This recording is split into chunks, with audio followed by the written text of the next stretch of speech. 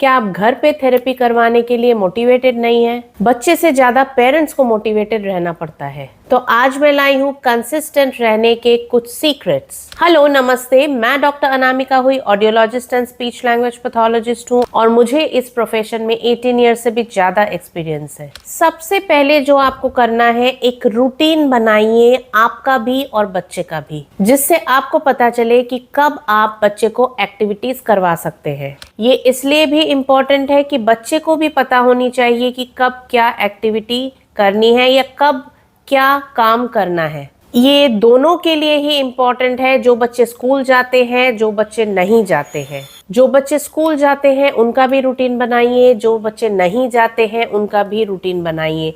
देखिए, स्कूल तो half day रहता है, उसके बाद तो घर आते हैं, लेकिन घर पे भी रूटीन बनाइए ताकि प्रॉपर थेरेपी एक्टिविटीज करवा सको।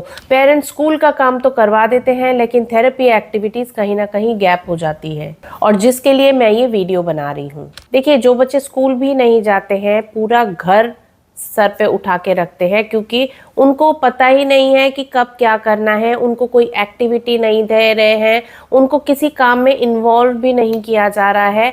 और अगर बच्चा समझता कम है, अगर बच्चा इंटेलेक्चुअल डिसेबिलिटी है, ऑटिज्म है, हाइपर एक्टिव है, सुनता नहीं है, समझता नहीं है, ध्यान नहीं देता है, तो ये बहुत ही इम्पोर्टेंट है कि एक रूटीन बनाइए। रूटीन का मतलब ये नहीं है कि खाने पीने का रूटीन, नहाने का रूटीन।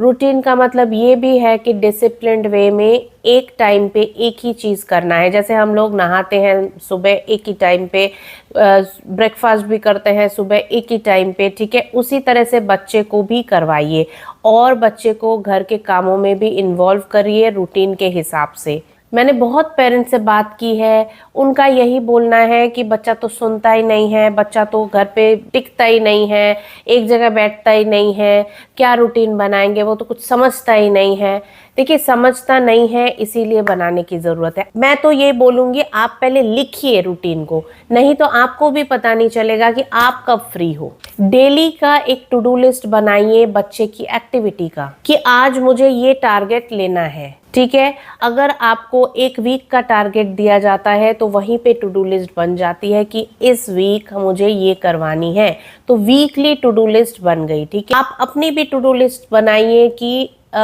कौन कौन सी चीजें आपको करनी है, बहुत ही इम्पोर्टेंट है। मैं आप सबकी टू डू लिस्ट इसलिए बना रही हूँ, आपका रूटीन इसलिए बना रही हूँ, क्योंकि आपका रूटीन नहीं बनेगा, आप टाइम मैनेजमेंट नहीं करोगे तो बच्चे का रूटीन नहीं बनेगा और बच्चा भी कहीं ना कहीं सफर करता है। टाइम मैनेजमेंट का एक और इफेक्टिव टूल है, ना बोलना सीखिए। आप सब कुछ अकेले हैंडल नहीं कर सकते हैं, कहीं ना कहीं आपको ना बोलना पड़ेगा और दूसरों को काम डेलीगेट करना होगा। मेरे पास बहुत सारे फैमिलीज आते हैं, कोई बोलते हैं कि मैं न्यूक्लियर फैमिली हूँ इसीलिए टाइम नहीं मिलता, कोई बोलते हैं मैं जॉइंट फैमिली हूँ इसीलिए टाइम नहीं मिलता।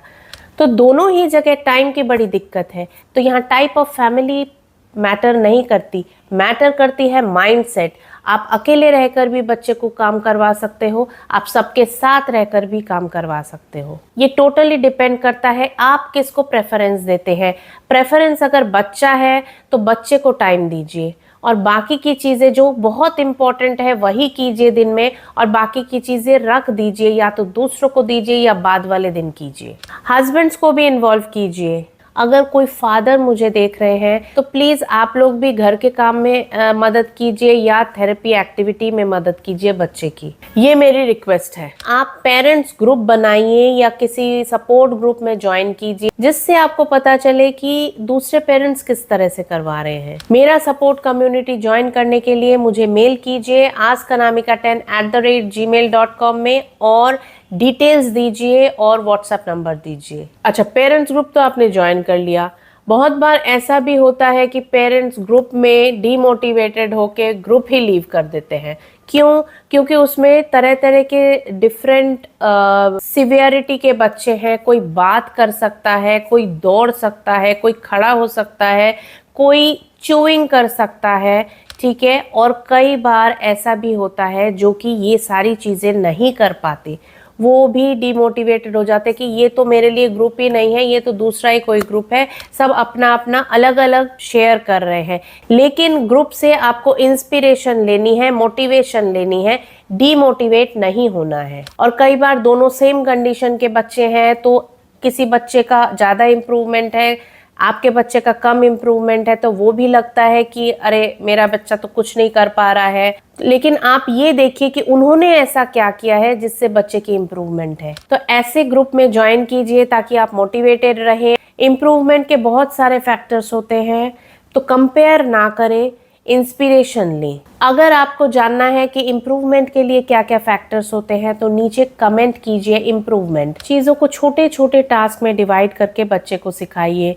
सपोज कि ABCD सिखाना है, mummy A to Z everyday सिखा रही है, बच्चा नहीं सीख पा रहा है, होता है ना आपके साथ भी ऐसा, तब आपको A to D पहले सिखानी है। सीख गया, उसके बाद EFG, तो 3-3 करके 2-2 करके सिखाइए, ये लेस स्ट्रेसफुल है। आप भी देख सकते हैं कि अच्छा बच्चा सीख गया है, उसको प्रैक्टिस करवाते चले और नई चीज़ें सिखाते चले, तो ये आपके लिए भी स्ट्रेसफुल कम रहेगा और बच्चा भी जल्दी से सीख सकता है। और जब बच्चा सीखेगा तो आप भी मोटिवेटेड होगे और बच्चे को भी अच्छा लगेगा और इसी से कंसिस्टेंसी आएगी। और नेक्स्ट टिप स्पेशली मम्मियों के लिए है जो कि घर पे रहती है। कुछ मी टाइम निकालिए अपने लिए, वॉक पे जाइए, टीवी देखिए, छोटा सा नैप लीजिए, अपने ऊपर ज्यादा प्रेशर मत डालिए। मी टाइम बहुत ही इंपॉर्टेंट है आपके मेंटल हेल्थ के लिए। आप अगर गुस्सा करोगे, आप अगर फ्रस्ट्रेटेड रहोगे, एंजाइटी में रहोगे, तो कहीं ना कहीं बच्चे को भी डांटोगे, बच्चे को भी मारोगे, बच्चा भी अफेक्टेड होगा। तो एटलीस्ट 15 to 30 मिनट्स आप लोग प्लीज मी टाइम निकालिए। दरवाजा बंद करके रहिए, बच्चे को बाहर किसी के पास छोड़ दीजिए, पापा के पास, दादी के पास। और अगर नहीं है तो बच्चा जब सोएगा तब आप आधा घंटा अपने तरह से रिलैक्स कीजिए, ठीक है। और ये घर पे आपको स्ट्रिक्टली बता देना है कि डू नॉट डिस्टर्ब वाला टैग बाहर लगा देना है। बहुत बार ऐसा होता है कि जब बच्चे सोते हैं तो जल्दी से घर का काम कर लेते हैं, जल्दी से कपड़े धो लेते हैं, जल्दी से खाना बना लेते हैं। अरे बाबा, बनेगा खाना, बनेगा कपड़ा, जो भी है, दिन में आधा घंटा अगर आप खुद को नहीं दे सकते तो आप बच्चे को कैसे सेवा करोगे, दूसरों की कितने दिन सेवा करोगे, आप ही तो बीमार पड़ जाओगे, ठीक है। तो अभी से 30 मिनट्स आपको मी टाइम निकालना है और ये सारी चीजें मेंटेन करनी है to keep you motivated for yourself. I hope ये वीडियो देख के आप जरूर कंसिस्टेंट रहेंगे और ये सारी टिप्स आप अपने लाइफ पे जरूर इनकॉर्पोरेट करेंगे। अगर आपको ये वीडियोस पसंद आ रही है तो प्लीज़ लाइक एंड शेयर ज़रूर कीजिए और जाते जाते इस चैनल को सब्सक्राइब ज़रूर करते जाइए। Thank you for watching.